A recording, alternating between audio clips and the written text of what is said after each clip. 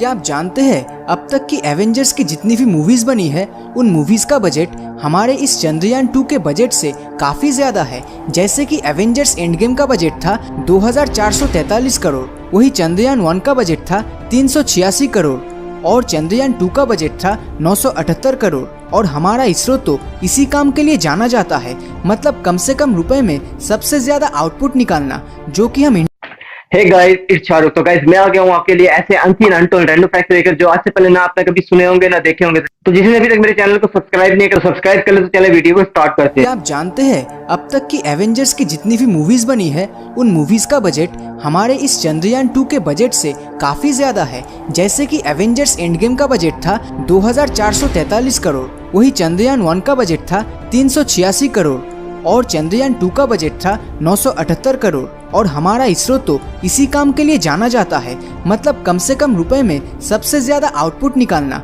जो कि हम इंडियंस की आदत है। और इसी का सबसे अच्छा एग्जाम्पल हमारा इसरो है। इससे पहले हम आगे बढ़े, हमें चंद्रयान 2 के इतिहास के बारे में जान लेना चाहिए।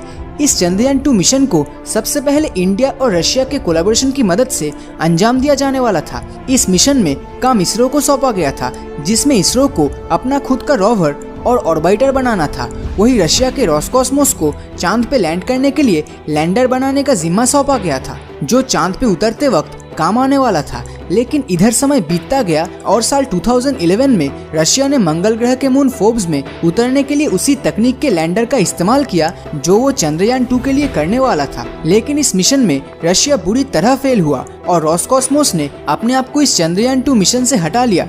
लेकिन हम इंडियंस भी कहाँ हार मानने वाले थे।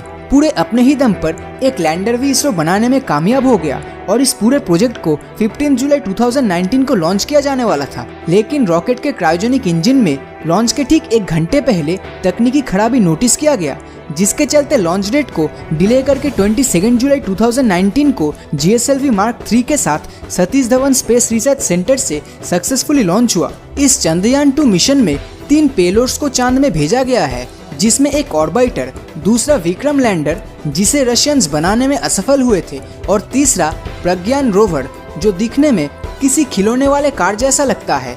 लेकिन यही रोवर चांद पे 3D इमेजेस को कैप्चर करेगा और इसे चलाने के लिए इसमें लगे सोलर पैनल्स जरूरी ऊर्जा प्रोवाइड करेगा। तो ये रोवर इन इमेजेस और इन्फॉर्मेशन को लैंडर तक भेजेगा और लैंडर उसी इन्फॉर्मेशन को हमारी धरती तक पहुंचाएगा। इन सारी जरूरी सामानों का टोटल वजन 3800 किलो के करीब है। लेकिन इस चंद्रयान 2 मिशन से हम इंसानों को आखिर क्या फायदा होगा? क्या आप जानते हैं चंद्रयान 1 मिशन के वक्त ही ये पता चल गया था कि चांद पे पानी मौजूद है और वो भी उसके नॉर्थ पोल पर। लेकिन इंटरेस्टिंग बात यह है कि चंद्रयान 2 को नॉर्थ नहीं बल्कि साउथ पोल में लैंड किया जाने वाला है। दरअसल चांद का साउथ पोल ज्यादातर समय अंधेरे में ही रहता है और जितना कम सूरज की रोशनी होगी उतना ही कम यहाँ का तापमान होगा। और कम तापमान मतलब पानी सॉलिड बर्फ के फॉर्म में मिलने के चांसेस उतने ही ज्यादा होंगे, क्योंकि अगर नॉर्थ पोल पर ज्यादा रोशनी होने के बावजूद भी अगर पानी मिल सकता है तो साउथ पोल पर ये चांसेस तो और भी ज्यादा होंगे। और साउथ पोल की सबसे खास बात यह है कि चांद का साउथ पोल कई करोड़ों सालों से अनटच्ड है, मतलब यहाँ कोई भी बाहरी चीजें आकर नहीं टकराई है, जिससे यहाँ बहुत सी अनजान चीजों के फॉसिल्स मिल पाने की संभावनाएं भी काफी ज्यादा है।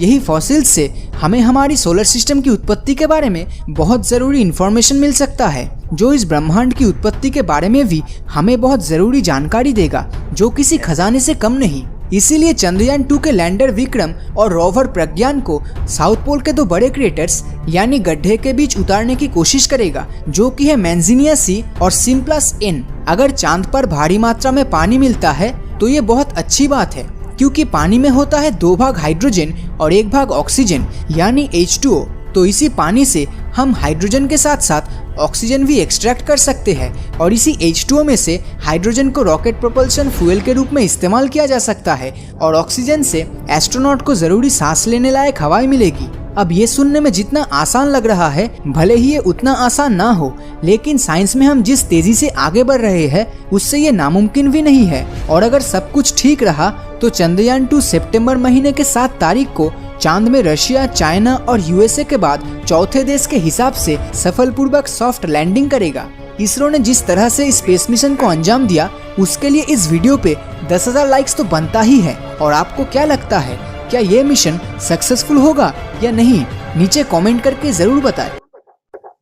तो गाइस वीडियो कैसी लगी कमेंट में अपनी राय जरूर दें और जिसने अभी तक मेरे चैनल को सब्सक्राइब नहीं किया तो सब्सक्राइब कर ले, क्योंकि यहाँ पर आपको ऐसे रैंडम फैक्ट्स मिलते हैं जो आज से पहले ना आपने कभी देखे होंगे ना सुने होंगे। तो मेरे चैनल को सब्सक्राइब करके बेल के नोटिफिकेशन को भी ऑन कर लेना। मैं मिलता हूँ नेक्स्ट वीडियो में, जब तक के लिए अपना ख्याल रखो, बाय बाय। वीडियो अच्छी लगी तो लाइक करें, दोस्तों के साथ शेयर करें और चैनल को सब्सक्राइब कर लें।